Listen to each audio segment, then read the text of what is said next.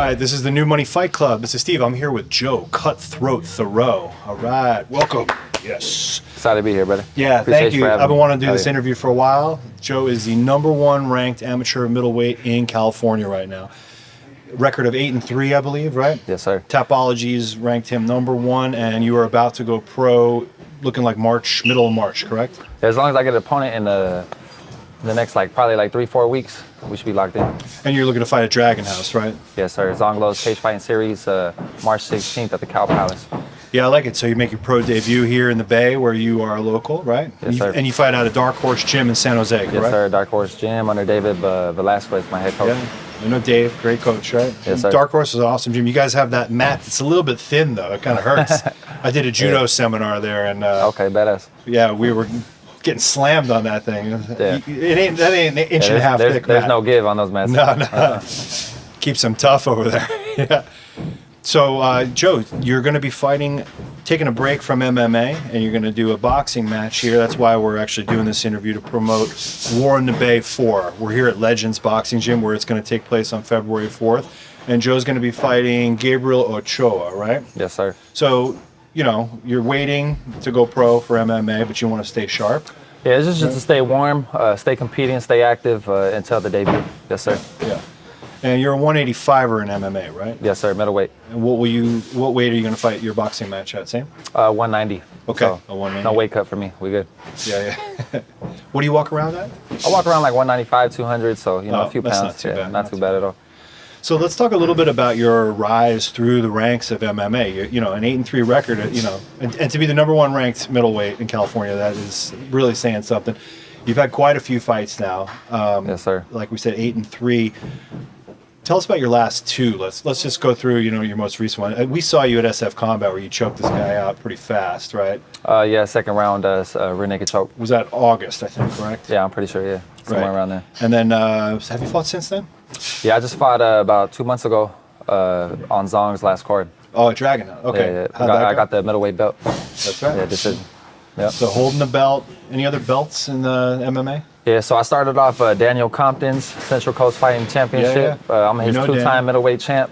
I got the belt, defended the belt. And then I got Gabe Scarpelli's Middleweight Evolution Expo Championship belt. I got the SF Combat Middleweight belt. I got the California State Championship title. And then I got the Zonglo's Cage Fighting Series middleweight belt. This is a very decorated fighter. So we got a couple gold straps in the gym, motivate the kids. Man, and any boxing accolades? No, I've been throwing these hands though since I was a kid though, so I'm excited for this boxing bout. Let these hands go, focus on just using my skills, on the feet.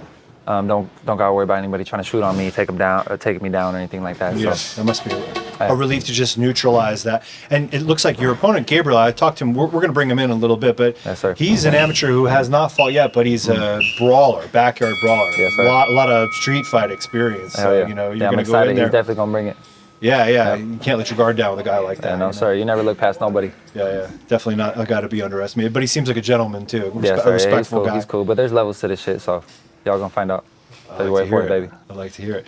So tell me about your training right now for this match. How are you just focusing on boxing, or are you still keeping the MMA training going? No, debut is March 16th, so I'm still doing Muay Thai. I'm doing Jiu-Jitsu. I'm wrestling. We specialize in everything at Dark Horse, but we'll have certain days where we just box, certain days where we're doing MMA sparring, certain days where we're just grappling. But I train probably about 4.5, 5 hours every day. So. Oh, really? Yeah, I don't miss a beat. Is this your full-time gig, or are you coaching as well? So yeah, I do coaching, I personal train, I run kids classes. Focus on getting this career path lined up with this fighting, because I've been competing since I was a kid. I want to take it to the next level. I'm 29 years old. I want to make sure these next 5, 6, 7 years, however long I got left, I foot on the gas. Yeah, right? I put my foot on the pedal to the metal, give it my all, take it one fight at a time, and see how far we can go.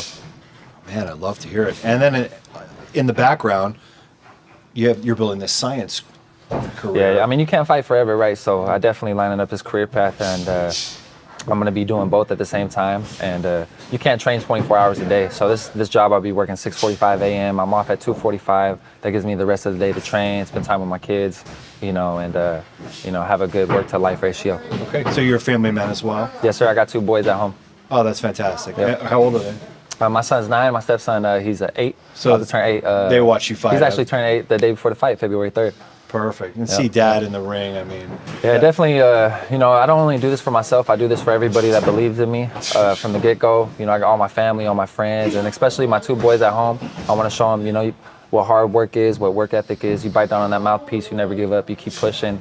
And, you know, I know this will definitely have some kind of impact when they're older, through their sports, through life. Yeah. You know, because, you know, fighting MMA and combat sports not only physically is good for you, but it teaches you a mental tenacity that a lot of people don't get unless you're actually competing. There's nothing that can teach you more than actually getting in there, right? Yes, sir. Testing yourself in the ring. Do you have them wrestling now or in martial arts? Yeah, they play football, basketball, they wrestle. They do. I mean, I have these kids busy year round, so. You were a wrestler, right? Yeah, I wrestled That's since your second background. grade. Yep. Growing up, you were mostly a wrestler, Yes, right? sir. Yeah, wrestled my whole life. And then what about BJJ? You've done some tournaments, things like that? Yeah, I did a bunch of BJJ. Shout out to my boy, Chef Williams, Samuel Williams. He taught me a lot. I came in the gym, taking everybody down, getting side control, but then I'm getting like Darst, I'm getting Kamord. I had no idea what any of these names were, you know, when I first started. So shout out to him. And then he moved to San Diego. He's training at Victory MMA over there right now. We know. And then I got my boy Diego. He's about to get his black belt. I've been rolling with him every week and, you know, going over a lot of technique, a lot of heel hook stuff, because I know in the pros, you know, I'm long, lanky. They're going to try to take me down, get my legs. But first, you got to take me down, so that's the issue, right? You know, you're going to have a hard time doing that. But once you do that, you know, I got a lot of slick heel hook defense and then going up for submissions of my own. Some triangles.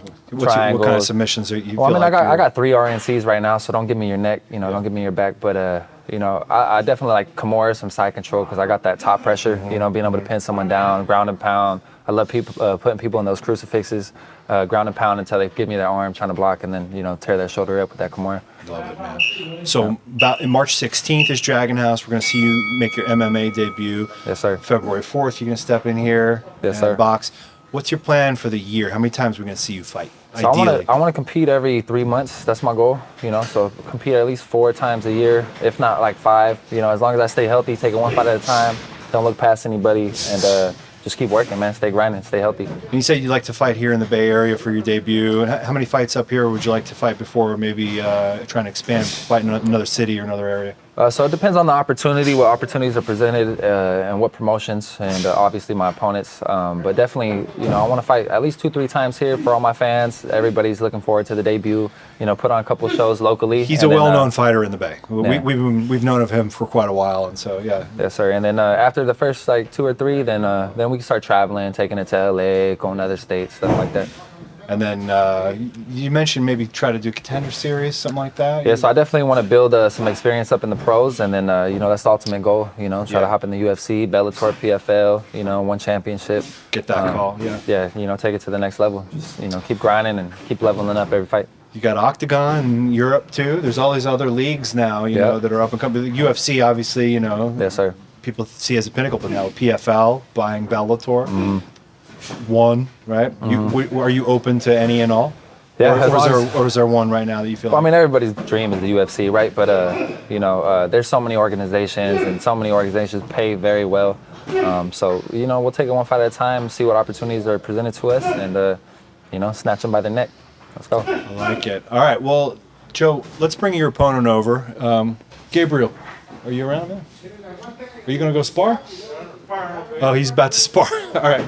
We'll watch. Are you just going to do 1 round? All right, all right. 2 rounds. 2 rounds. All right. Sounds good, man. Yeah, enjoy. Yeah, let him get that work. Yeah, Gabe's got to get that work. He needs to sharpen up. Yeah, he needs all the experience he can get. we can watch him and comment. Yeah, I'm gonna keep my eyes closed, man. Yeah, you'll watch him. I'm gonna be looking at all the secrets, man. All right, man. Well, so let's we'll call this interview here because let's watch his 2 rounds, and then we'll bring him over. You guys can talk a little bit, and maybe we'll face you guys off. But anyway, Joe Cutthroat Thurrott, #1 middleweight on the amateurs in California, about to go pro March 16th at Dragon House, and we're going to see him February 4th boxing here at War in the Bay. Good luck, brother. Yes, sir. Appreciate you. Great to meet you, Hell man. Yeah. Talk to you again soon. All right, guys.